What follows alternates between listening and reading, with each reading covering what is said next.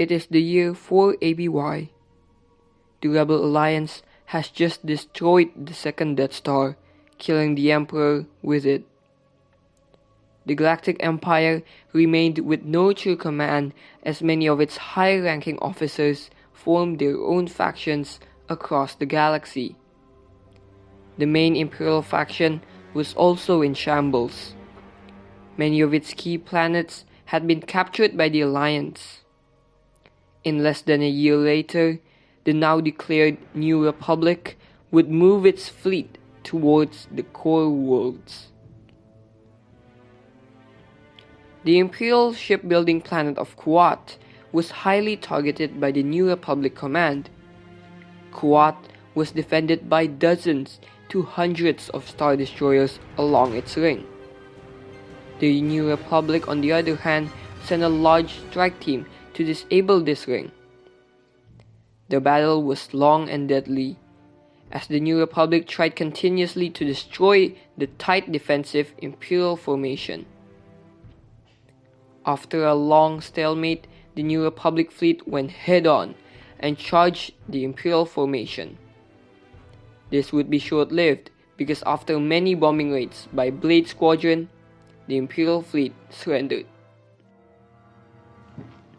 At this moment in time, the Imperial center of Coruscant was in a full-scale civil war. Many rebel patriotism fighters led a constant revolt against the Imperial Security Bureau. The ISB would then blockade the entire planet, ordering the immediate execution of all efforts of revolt. In 5 ABY, Imperial Fleet Admiral Gallus Rax formed the Shadow Council as an advisory board towards the Imperial efforts. During a meeting to discuss the rescue of Brendel Hux and his son Armitage Hux, Rax informed his plan to Imperial Grand Admiral Sloane. After the rescue, Rax aboard his Super Star Destroyer, the Ravager, held the first meeting, which was attended by many other Imperial high-ranking officers near the Vulpinus Nebula. Around this time, Rax would initiate Operation Cinder, which was one of the Emperor Palpatine's recorded orders before his death. Operation Cinder led to the stripping of many Imperial planets, both resources and manpower. This was done to prevent the New Republic from ever gaining Imperial resources in any way possible. Sloane and Chief Informational Officer Obdur advocated for the initiation of a propaganda campaign to push the Empire as underdogs who were unjustifiably assaulted by the rebels. Rax then informed the Council of his plan to retake the galaxy and initiated several fleets around the Almagest, the Close Nebula, Rolu Triangle, and the Inamorata. Rax then informed Sloane of a mission to conquer the New Republic capital of Chandrila. Sloane would be pretending to be a peace negotiator, while Rax would activate several mind-controlled rebel prisoners to execute the likes of Mon Mothma, Fleet Admiral Akbar, and many more high-named New Republic officers. When Sloane realized this plan, she felt that the Empire was using provocative tactics and viewed them as unhonorable. She is then hunted down by Rax's agent, but manages to escape. Upon returning to the fleet, Rax assumes the position of counselor to the Empire.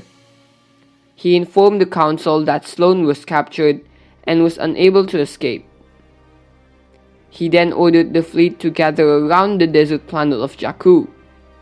Here, he was planning to assassinate all members of the Council except Hux, since he viewed him vital to rebuilding the Empire, or also known later as the First Order. On Jakku, Rax would search and follow the Emperor's contingency plan. Jakku was then attacked by a huge New Republic strike force. The fleet consisted of dozens of capital ships, hundreds of frigates and corvettes, and 3 newly built Starhawk-class battleships. The battle was deadly, and both sides took many losses. the Imperial fleet would form a defensive formation to protect its Super Star Destroyer. X-Wing and B-Wings played a vital role of dismantling and overrunning Imperial ships. The battle was then continued with one of the Starhawks pulling the Ravager towards the planet's surface using its heavy tractor beam to strike the end towards the Empire. The Empire was left to shambles without its command ship. The New Republic was able to continuously strike each one of the Star Destroyers head-on. The Shadow Council was defeated, where many of its high-ranking officials ran and escaped throughout the galaxy. Meanwhile, on the surface, Rax, Hux and his son, along with 24 Jakku children trained to be the next generation Praetorian Guards, encountered Grand Admiral Sloane. He was quick to attack and injure Rax. Rax then said to Sloane, "Go to it. Leave this place. Find a new dimens. Start the game over. Underserving. I am underserving. Just like a skittle mouse. Not a Voka. Outcast. Always the outcast. Shates. Quora Vesora.